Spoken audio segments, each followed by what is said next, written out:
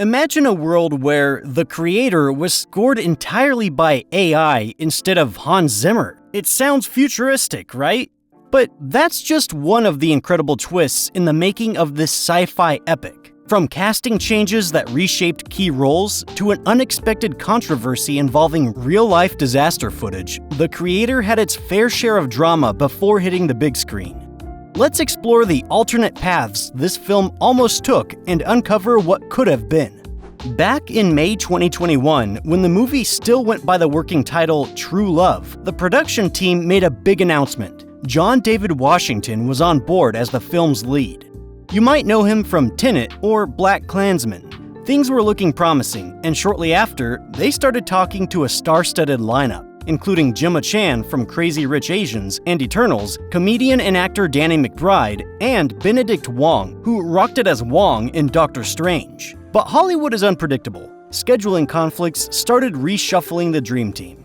First, Danny McBride had to bow out, so the production turned to Sturgill Simpson, a talented singer and actor, to fill the role. Then, Benedict Wong also had to step away, making room for Ken Watanabe, no stranger to director Gareth Edwards, as they'd previously worked together on Godzilla. Now, casting Alfie, the young AI character, was a real change, especially during a pandemic. The team went global with an open casting call, receiving countless audition tapes from young talents worldwide. It was intense, but Gareth Edwards knew they had to get it right. Then came Madeleine Univoyles.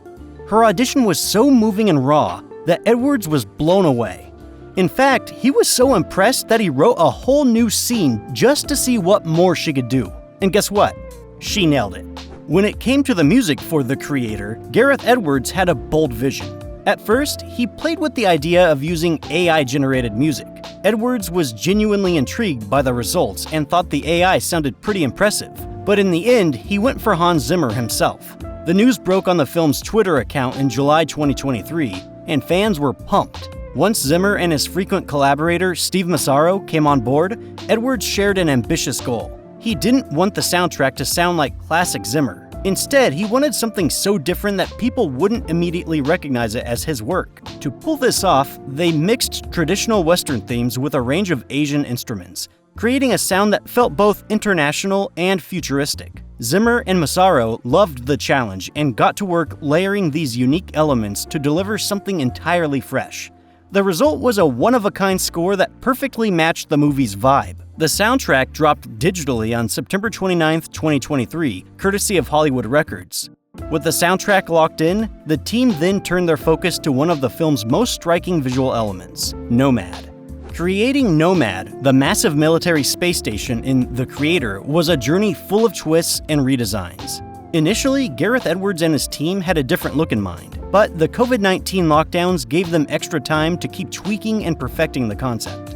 At first, Nomad was imagined as a symbol of pure surveillance and power, drawing inspiration from A Bird of Prey, combined with an all-seeing eye. It sounded intimidating, but the design kept evolving. With each iteration, they worked to make Nomad even more menacing and omnipresent, blending these two themes until they finally landed on something that felt truly imposing. The sound design was another challenge.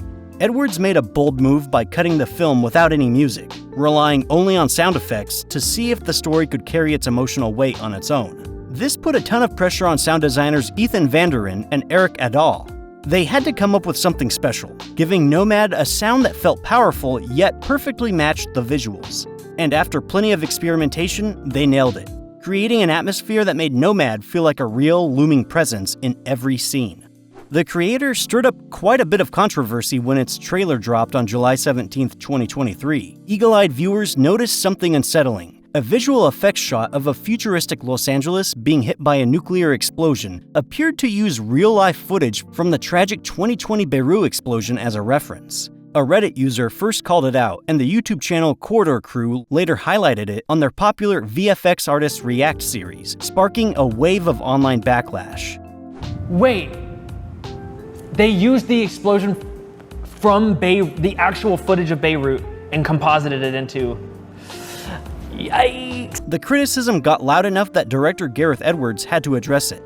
During a Reddit AMA on September 15, 2023, he explained what happened. Edwards made it clear that the Beirut footage was never supposed to end up in the final trailer. He pointed out that it's actually pretty common in the film industry to use archival footage as temporary stand-ins for visual effects shots. He reassured fans that the controversial shot wouldn't make it into the finished film and emphasized that placeholders like these are always meant to be replaced during the editing process. The Creator is a 2023 sci-fi epic in a dystopian future where humans and AI are locked in a brutal war following an AI-triggered nuclear explosion in Los Angeles. This catastrophe stirs up global fear and hatred toward AI, fueling a conflict between the United States and AI-favored Asia. Joshua, a former U.S. Special Forces agent, struggles with the memories of his wife, Maya, who believed in the peaceful potential of AI and died under mysterious circumstances. Colonel Howell drags Joshua back into action to destroy a powerful AI called the Weapon, rumored to end the war and hidden in Asia. As Joshua and his team uncover the weapon, they discover it's actually a young AI child named Alfie, who has advanced and mysterious abilities, including shutting down other machines. Shocked by Alfie's human-like emotions and innocence, Joshua questions his orders to kill her. Choosing to protect Alfie instead, Joshua and the AI child journey through war-torn landscapes, unveiling the brutal reality of the war on AI with civilians and AI sympathizers caught in the middle.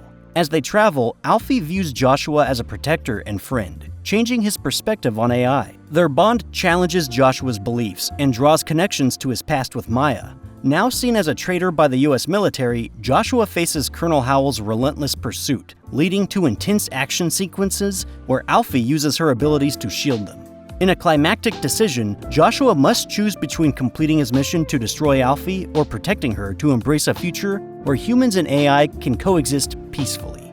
His choice underlines the film's central themes of understanding and acceptance, suggesting that the real enemy might be human aggression rather than AI.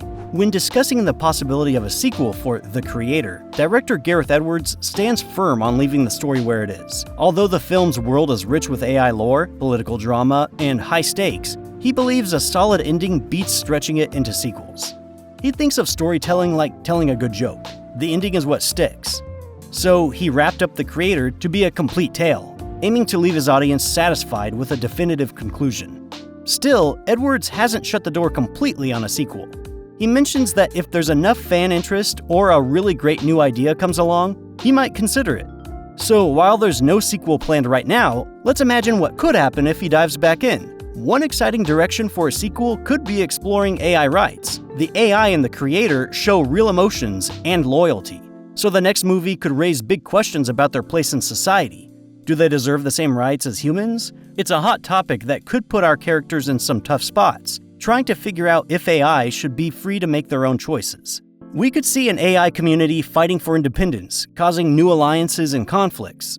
This plot could dive deep into what it means to govern AI, stirring up ethical debates like those seen with the replicants in Blade Runner or the hosts in Westworld. Edwards' knack for creating deep characters and worlds would really shine here. Another idea might look at how humans react to AIs that outsmart them. What happens if more AIs like Alfie pop up? A sequel could show how humans handle living alongside AI that are both incredibly smart and oddly childlike. This sequel would have lots of room for action and would keep us thinking about where technology is taking us. Ultimately, the decision rests with Gareth Edwards. He's crafted a self-contained, engaging world in The Creator. And while he prefers to keep it as a standalone piece, he's also mentioned some intriguing ideas he didn't fully explore. As discussions about AI ethics and the limits of technology become more prominent, it's easy to see how an audience might crave more tales from the universe of The Creator. If the right story comes along, one that delivers the impactful punchline Edwards values, we might see him return to this sci-fi landscape. Until then, The Creator stands as a singular, thought-provoking film that leaves us with much to consider about the future interplay between AI and humanity. If you enjoyed exploring the wild ride behind The Creator, don't forget to hit that like button and subscribe for more deep dives into your favorite films.